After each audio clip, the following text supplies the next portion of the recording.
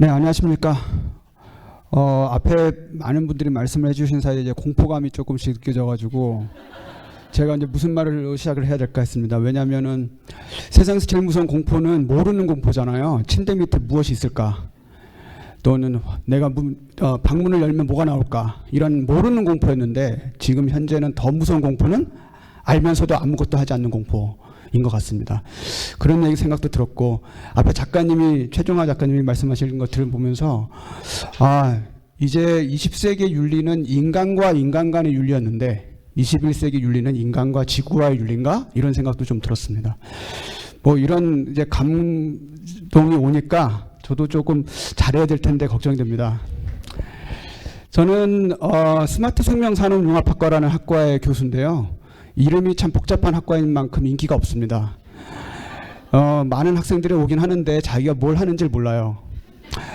기후변화하고 식량위기를 준비하기 위해서 우리가 문제 중심으로 해결하려는 사람들의 모임이다, 이렇게 얘기를 해도 그게 도대체 무슨 말인지를 모릅니다.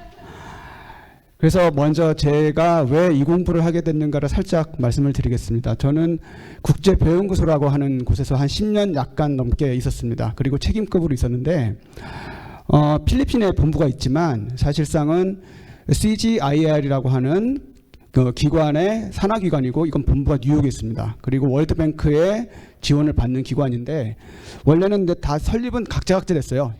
록펠러하고 포드 파운데이션이 이제 지원을 하고, 거기에 각 나라 정부들이 지원을 해서 1960년에 설립됐고, 우리나라의 그 식량 위기가 한참 어려울 때 1970년대에 통일벼라고 있습니다. 이 통일벼의 엄마가 바로 여기서 만들어졌습니다. 그러니까 서울대학교의 그 당시 허문회 교수님께서 여기 방문해서 다른 연구자들과 함께 만들었죠. 저도 학교를 갔을 때 바로 그분의 성함이 제 머릿속에 있었습니다. 그래서 가서 배우고 싶었어요. 그래서 그 학교에, 그 학과에, 그 연구실로 갔는데 퇴직을 하셨습니다. 그래도 이 생각은 계속 유전이 되잖아요. 그 연구실에 또 후임 교수님이셨던 제 은사님께서 항상 말씀을 해주셔서 저도 가서 공부해보고 싶었습니다. 그래서 거기에 가서 이렇게 많은 과학자들과 함께 기후변화 또 식량위기에 관한 이야기를 많이 공부하게 되었고, 그 중에서도 첫 번째 이야기를 시작하겠습니다. 저에게 가장 크게 다가왔던 기후위기는 해수면의 상승이었어요. 그러니까 북극 남극이 얼음이 녹으면서 해수면이 상승하는데 지난 30년간 약 10cm 상승했다고 하더라고요.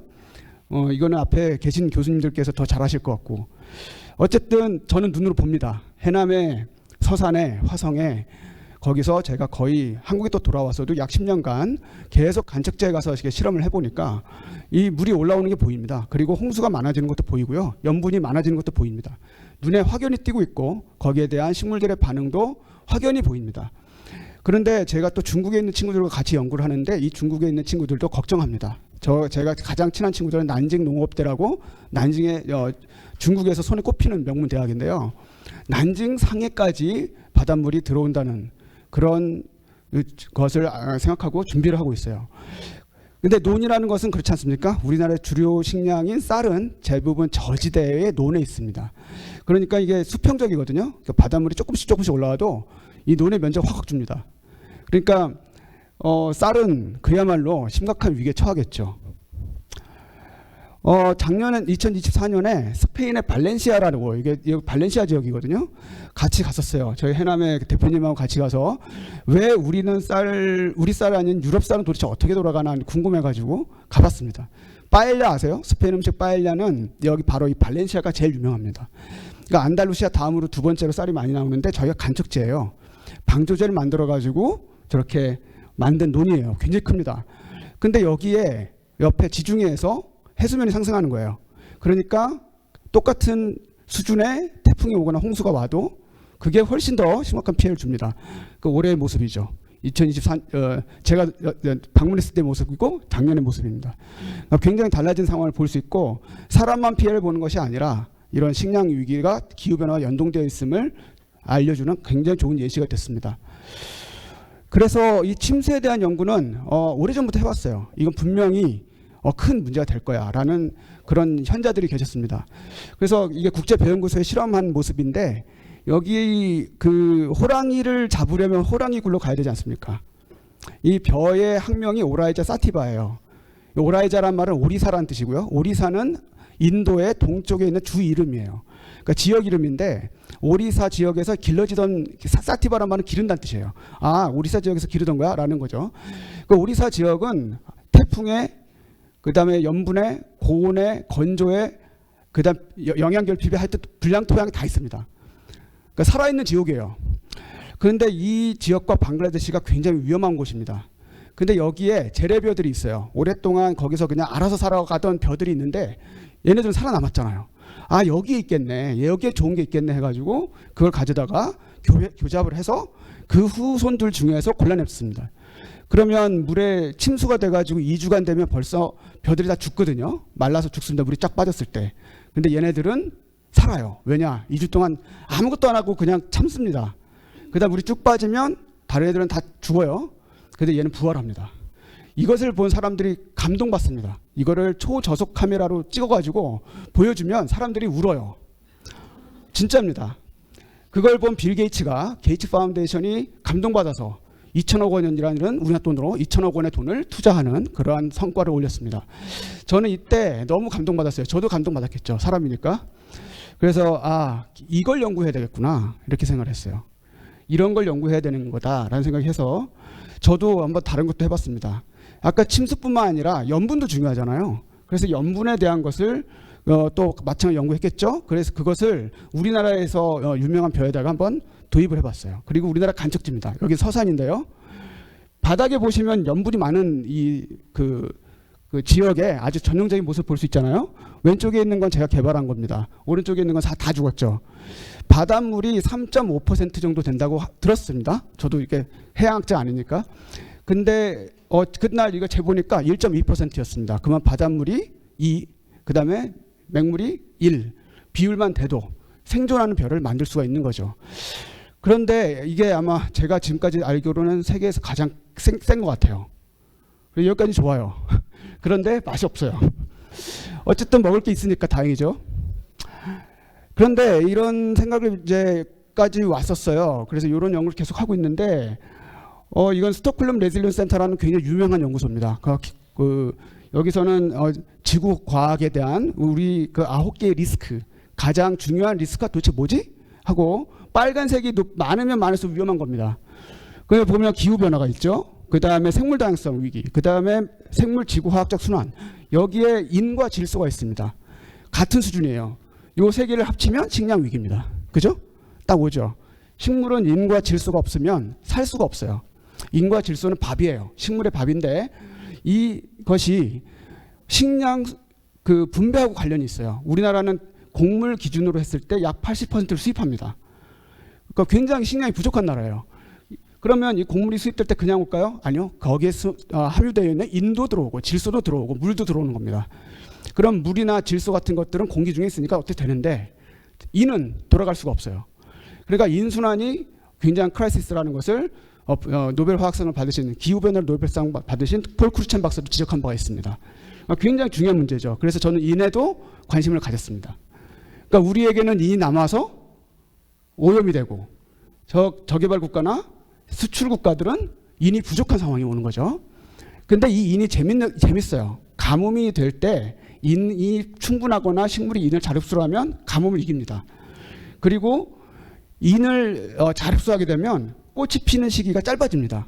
그러니까 이게 식물이 자라서 꽃이 피는 때까지 짧아지면 이게 노출되는 시기가 짧아지잖아요. 밖에 노출되는. 그러면 기후 위기가 와서 고온이 돼도 그걸 견딜 수 있는 거기에 노출되는 시간이 짧아지니까 기후에 유리한 벼가 되겠죠. 그래서 이런 연구를 해서 제가 저희가 같이 만들었던 퍼프원이라고 하는 이것도 아까 거기서 딱 가져온 거 갖고 해보니까 이렇게 차이가 있더라고요. 인이 부족해도 꽃이 딱 피고 다른 애들은 원래 애들은 다 꽃도 안 피고 그래서 이런 것들이 저에게는 많은 기회를 줬습니다. 그래서 이거를 이 두 개가 저한테는 가장 관심이 있었어요. 그러니까 아까 두 개가 세 개죠. 침수, 염분, 그 다음에 인. 그래서 이 세 개를 막 가지고 놀고 있는데 우리나라가 그 기후가 이제 달라지고 이제 고온이 되니까 사람들이 뭘 걱정할까요?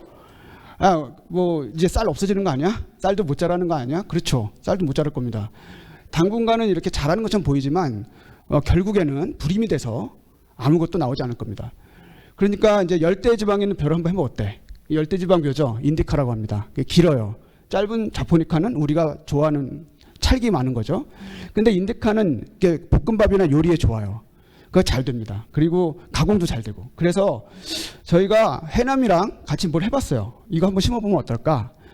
해봐가지고 이거를 또 생산도 했더니 지금 농림부에서 이렇게 하겠다고.